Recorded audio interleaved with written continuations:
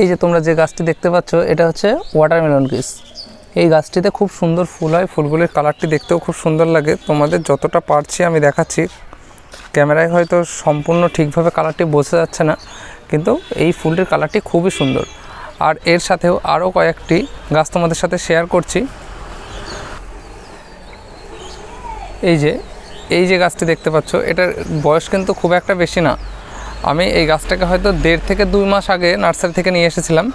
তো এই গাছটিতে খুব সুন্দর ফুল হয়েছে, এবার নিয়ে 3বার ফুল হচ্ছে। প্রথমবার যখন ফুল আসছিল 2-4টে ফুল হতে হতেই আমি ঝরিয়ে দিয়েছিলাম, কেটে দিয়েছিলাম ফুলগুলি গাছের গ্রোথ নেব বলে। তারপরে ওই ফুলগুলি কেটে দেওয়ার পরে কয়েকদিন বাদেই আবার দেখছি ফুল আসছে, তখনও ফুলগুলি কেটে দিয়েছিলাম।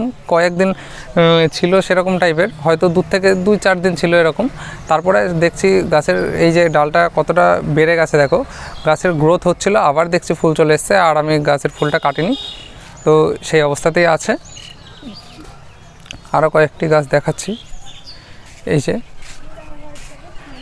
এটা হচ্ছে,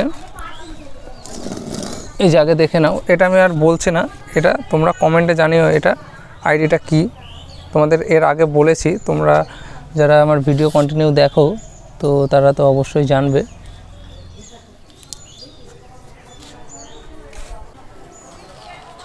এটা হচ্ছে সিলুয়েট আর ভেরা হোয়াইট।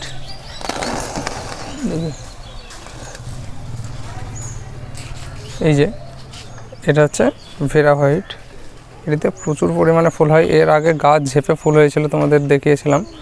তো